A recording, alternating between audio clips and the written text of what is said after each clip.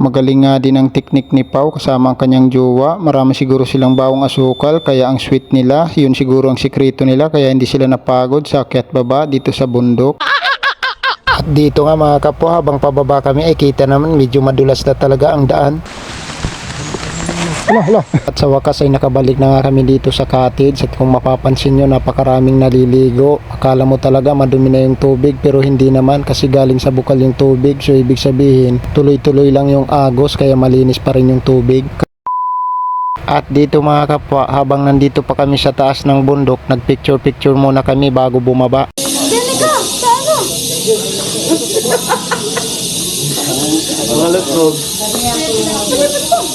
Dito ka dito. 1, 2, 3. Nangyari na kami kakangit eh. Ang nangit eh, Rinil. 1, 2, 3. At natanong ko nga kung nasa ng jowa nitong taga-picture sa amin. Nasaan yung ano mo? Picture. Dinay.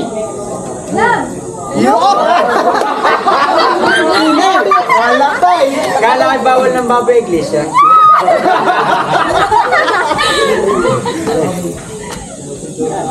Game. 1, 2, 3. Sir mo, nangyayala na kami kayo. Ilan ang mga idol nyo? Game. Sino po nagtatag kami yung matanda ay wala man daw nag-video. Hindi naman ako kasi ko yung video. 1,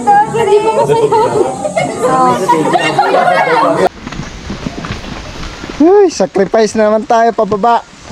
Oh, grabe si tatay, oh, namili oh. Hirap nga talaga mag-ahon din ng ano, pinamili.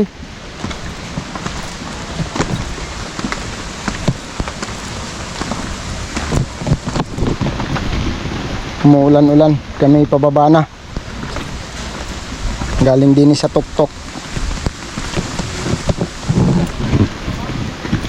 Habang pakyat nga pala rin si tatay sa bundok ay nakikinig pala, may dala-dala pala siyang radyo at nakikinig siya habang umaakyat. Jerome Lorenzo, ganun din kay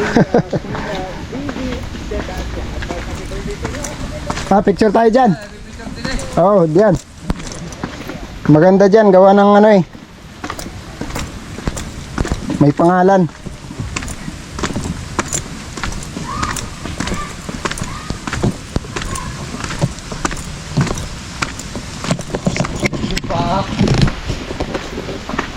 Andun pa sila eh. Nagpapahinga pa sila sa tuktok. Hindi pa kayo teacher, nakakatagal-talpang ka kayo eh. Picture nga daw kami ulit na may kaunting video.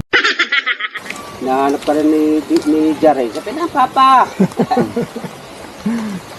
Toto, ay mo sa tubig. Ala, lalamigin na yun. Ang lamig ng Talaga si Jared. Picture tayo, picture. Ayun, naka-video ka pa. Habang yakad. What's up, vlog? Kami po ay pagayak ay pababa na. Pingas na. Kami po ay pingas na. At bago nga kami tuluyang bumaba dito sa pinakataas ng bundok ay nagvideo nga kami dito sa may pangalan sa pinakahuling lagusan papunta sa taas. Nagvideo kami na may kaunting picture. At kaya naman nag voice over na rin ako kasi nga may naririnig ako na music kasi napakalapit pa nito dito sa pinakataas nitong bundok. Yung ilang bahay nga doon sa pinakataas na nakatira ay nagsa-sound trip sila at medyo malakas nga ang kanilang music. Kaya naman naririnig pa sa video natin yung music at kailangan nating tanggalin para makaiwas tayo sa copyright music. At kung mapapansin nyo nga mga kapwa, halos kami pa rin ang papapicture kasi nga yung ibang mga pamangkin ay nauna na papunta sa baba at magdadahan-dahan na lang sila maglakad kasi nga nangangalay sila, magpapahinga daw sila doon sa unahan. Bali tatlo nga pala yung sumuko at hindi na tumuloy pag-akyat dito sa pinakataas ng bundok. Cellphone. Wala na? What's up vlog? Dabukol. Ayun, dabukol. At dito nga mga kapwa, habang pababa kami ay kita naman medyo madulas na talaga ang daan. Madulas na ang pababa.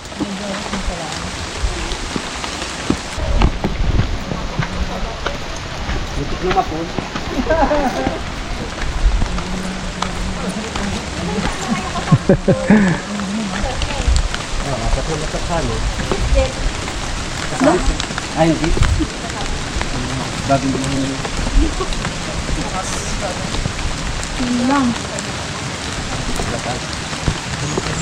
Hala. Hawakan mo. Madulas. Nakatalo sa sapatos. Dini palang madaling daan. Tibay na rin, nakaakyat pa sa bundok. Sinaunang motor.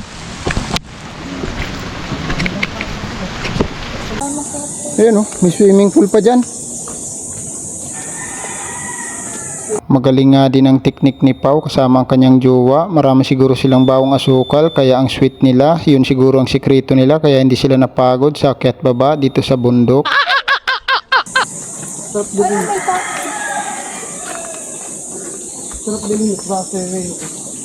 Libre na yung swimming pool. Pag bibili sa akin to, 50,000. Sige.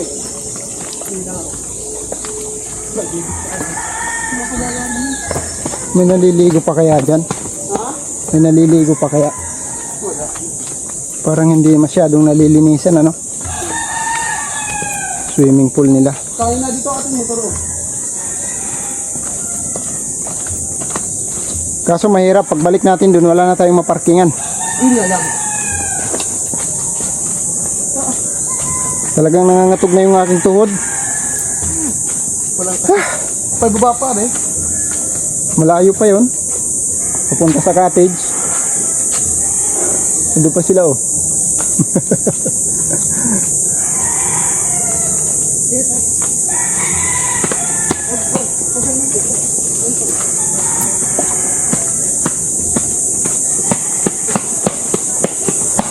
Kunti pa. Fast forward tayo mga kapwa at sa wakas ay nakabalik na nga kami dito sa cottage at kung mapapansin nyo napakaraming naliligo. Akala mo talaga madumi na yung tubig pero hindi naman kasi galing sa bukal yung tubig, so ibig sabihin tuloy-tuloy lang yung agos kaya malinis pa rin yung tubig. Kasi habang umaagos yung tubig galing sa bukal papuntang swimming pool ay palit lang ng palit ng tubig kaya malinis pa rin kahit papano. At kung mapapansin nyo mga kapwa may ipit-ipit nga pala ako dyan kasi bawal nga pala dito magtagay daw sa loob kaya naman ang ginawa namin tinago namin yung Alfonso. Tapos yung mga kasamahan namin na hindi umakyat sa bundok, ito pala sila, nagsisimula na rin sila magtagay, tago-tago lang nila yung alak. At nakaisang buti ng araw sila. Boring nga daw ang swimming kapag wala kahit kunting inumin. Hindi ko pa nilalamig. Wow naman.